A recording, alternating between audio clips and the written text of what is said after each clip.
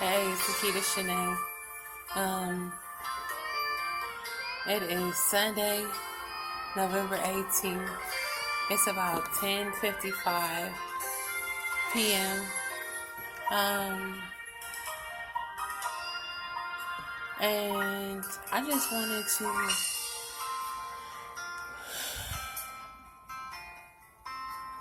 speak about surrendering myself, surrendering to God.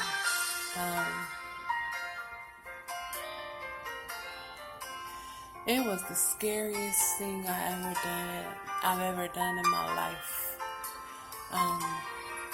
To give up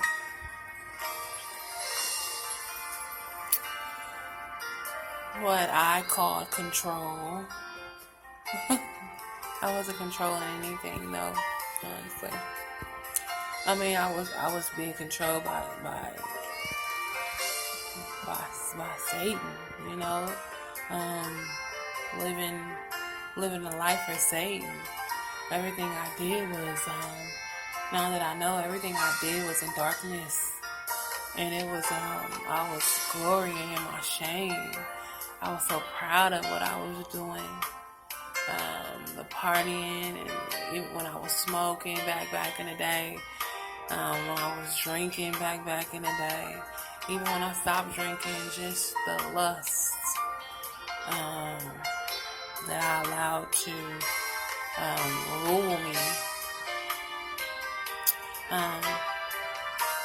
Surrendering to God was the hardest thing I've ever done. And it's crazy because I can smile about it because it was the best thing I've ever done. And the hardest at the same time. And because it was just scary. I didn't know what to expect. And I've always been the type of person who wanted to have control to know what was going to happen next. And I wanted to control every situation so I would know the outcome and that I would know what's going to happen next.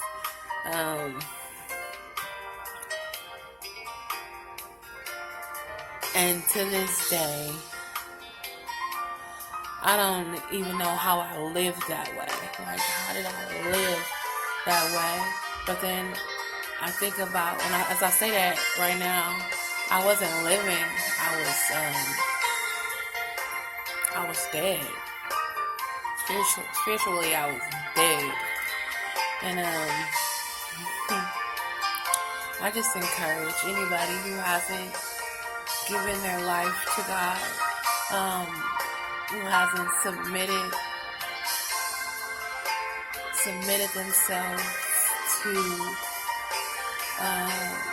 the power of the Holy Spirit. Submission is viewed so negatively, and it's looked at as a weakness to be submissive to something. But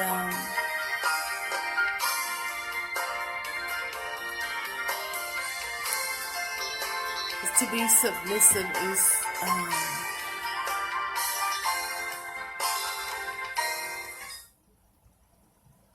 such freedom and submission to God, because you know for sure He'll never lead you astray. I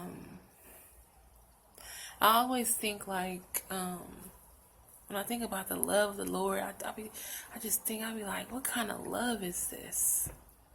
What kind of love is this that loved me when I didn't love me? What kind of love is this that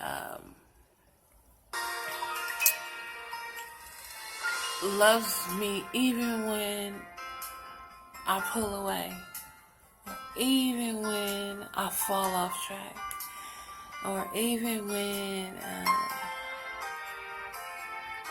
my flesh wants to rebel? He still loves me.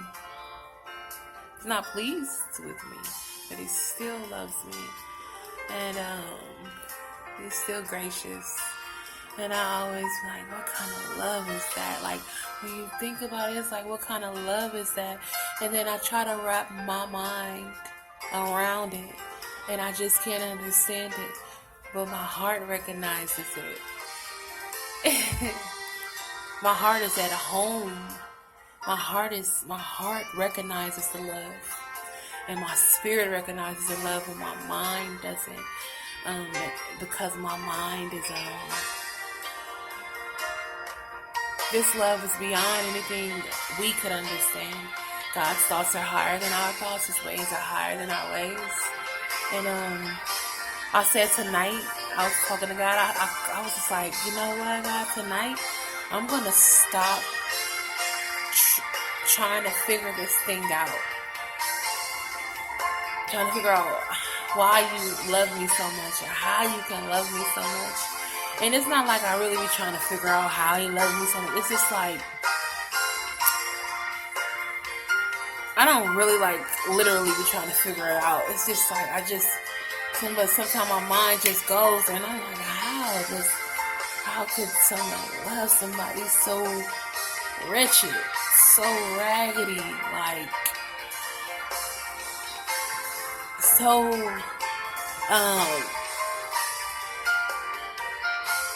rebellious at one point in my life, and so disobedient. And I said tonight I'm not even gonna try anymore, because my heart recognizes the love. My heart recognizes it. It's not foreign to my heart, and it's not foreign to my spirit. My spirit is comfortable with this.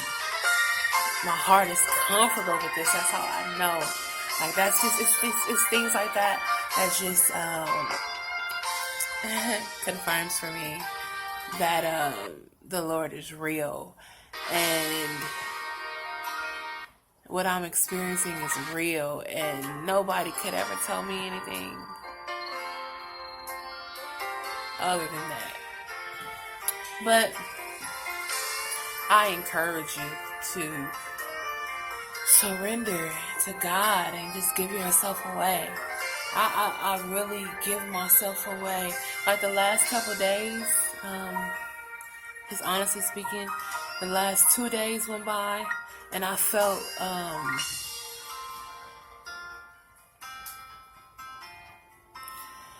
kind of distant from the Lord, and it was uncomfortable.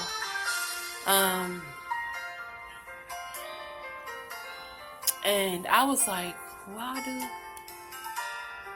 do I feel like this? The first day happened when I felt kind of distant. I was like, why do I feel like this? Because I read the word. You know what I mean? Because I didn't lose my hunger for his word and his knowledge. But I just felt distant. And then today, I said, I had to go to my Lord and get on my knees, and I had to confess and acknowledge that I had been disobedient, and my loneliness, instead of continuing to seek him,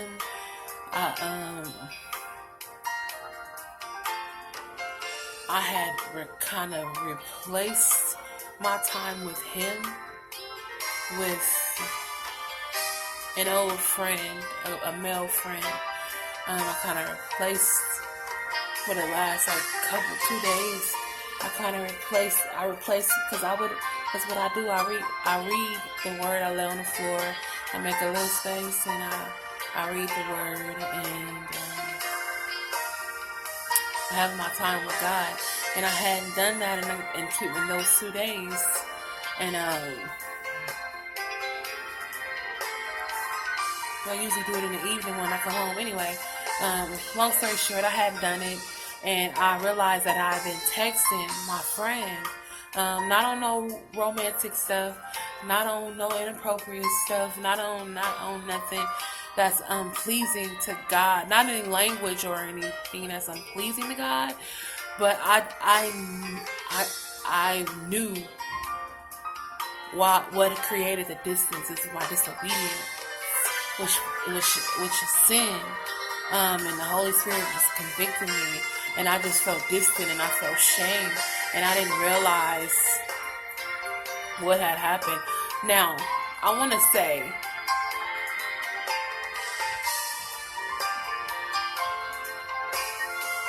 my friend and I definitely talked about Jesus, and just talking about life, and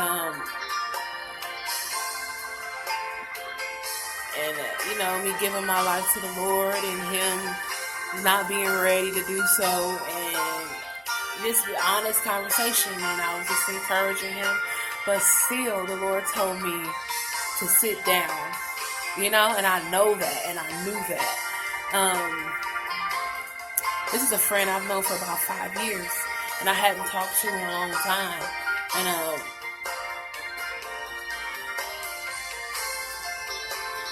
he hit me on Instagram. He still have my number and all that, because we just stopped talking. When I found Christ, we just stopped talking. I hadn't talked to him in a couple months, like a long time. And before I found Christ, we had stopped talking a lot.